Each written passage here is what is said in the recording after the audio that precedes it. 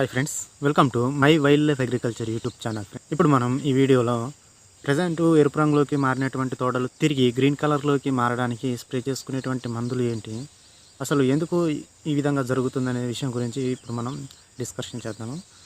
అయితే నేను కూడా గతంలో ఇదే టైంలో మనం గత 2 సంవత్సరాల నుంచి చూసుకున్నట్లయితే సరిగ్గా ఇదే సమయంలో డిసెంబరు, జనవరి ఈ 2 నెలలలో మిరప తోటలన్నీ ఎరుపు రంగులోకి మారుతూ ఉంటాయి. అంటే ఈ సమయంలో వాతావరణం నల్లికి మరియు తామర పురుగులకు అత్యంత అనుకూలంగా ఉండటం చేత వాటి యొక్క ఉధృతి విపరీతంగా పెరిగి చిగురుని మొత్తం రసం పీల్చి తోట మొత్తం ఎరుపు రంగులోకి మారిపోతూ ఉంటాయి. మరి ఈ సమస్య నివారణకు మనం ఎటువంటి మందులు స్ప్రే చేసుకున్నట్లయితే రిజల్ట్ ఉంటుంది అంటే దాదాపుగా దీనికి ఇన్సెక్టిసైడ్స్ అంటే కెమికల్స్ చాలా వరకు ఒక 70% దాకా వర్క్ చేస్తున్నాయి, కానీ ఆర్గానిక్ ప్రొడక్ట్స్ బాగానే వర్క్ చేస్తున్నాయి. ఎరుపు రంగులోకి మారినటువంటి తోటలు తిరిగి చిగురుతోటి రావడానికి ఈ ఆర్గానిక్ ప్రొడక్ట్స్ కొద్ది గొప్ప ఉపయోగపడుతున్నాయి. 95% దాకా యూజ్ అవుతున్నాయి. కానీ కొన్ని రకాల ఆర్గానిక్ ప్రొడక్ట్స్ యొక్క ధరలు ఎక్కువగా ఉండడం చేత చిన్న చిన్న మందులతోటి మళ్ళీ తిరిగి తోటని చిగురు రప్పించుకోవడానికి ప్రయత్నం చేసుకోవాలి.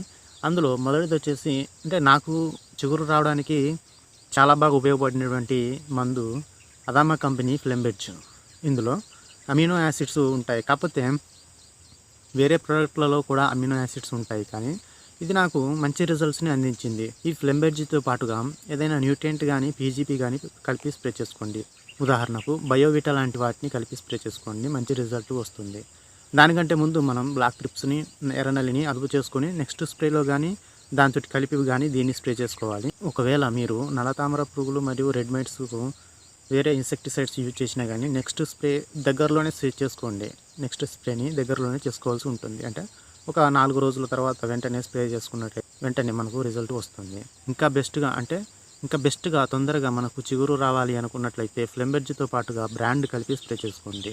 విల్లోవుడ్ కంపెనీ బ్రాండ్ని, అదేవిధంగా అదామా కంపెనీ ఫ్లెంబెడ్జ్, ఈ రెండింటిని కలిపి స్ప్రే చేసుకోండి. దీనికంటే ముందు రెడ్ మైట్స్ని కంట్రోల్ చేసుకోవడానికి ఓమైట్ కానీ, సిసామైట్ కానీ, హొకోరీ కానీ వీటిని దీనిలో ఇంకా ఎఫెక్టివ్గా పనిచేయాలంటే హొకోరీతో పాటుగా ఎక్స్పోనస్, అలెక్టో లాంటివి కలిపి స్ప్రే చేసుకున్న 4 రోజులకు ఈ ఫ్లెంబెడ్జ్ మరియు బ్రాండ్ని కలిపి స్ప్రే చేసుకున్నట్లయితే మనకు తిరిగి చిగురు రావడానికి, చిగురుతో పాటుగా వెంటనే పూత రావడానికి ఎంతగానో ఉపయోగపడుతుంది. అయితే మనకు ఇదే సమయంలో వస్తున్నటువంటి ఈ సమస్య ఎంతవరకు ఉండవచ్చు మనం చూస్తూనే ఉన్నాము. గత 2 సంవత్సరాల నుండి జనవరి సంక్రాంతి తర్వాత మనకు ఈ సమస్య అనేది క్రమంగా తగ్గిపోతూ ఉంటుంది.